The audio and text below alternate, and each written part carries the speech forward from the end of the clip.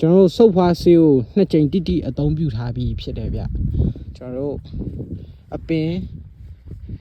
ရက်20လောက်မှာတစ်ကြိမ်အသုံးပြုထားတယ်နောက်ပြီးတော့ဘောင်တင်မြေဩဇာကျွေးပြီးမှတစ်ကြိမ်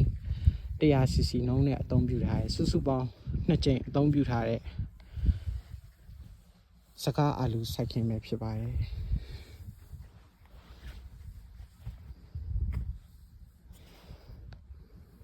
ပင်နေလုံးဝကျန်းမာရေးကောင်းတယ်ဗျာကျွန်တော်တို့ဘာယောဂကြကြမမှုဘူးဆိုတဲ့အနေထားတစ်ခုပါဗျအခင်းအရှင်တွေကတော့ကျွန်တော်တို့ဒီလိုအပင်တွေကျန်းမာရေးကောင်းနေမယ်ဆိုကျွန်တော်တို့ယောဂကြနေလေအပင်ကိုခံအားကောင်းတဲ့အတွက်သူကြာရောက်နေတဲ့ယောဂတွေကိုတက်ဆိုင်ရာမှုတက်စီးတွေအသုံးပြုပြီးအကောင်းဆုံးကာကွယ်နှိမ်နင်းသွားနိုင်မှာပဲဖြစ်ပါတယ်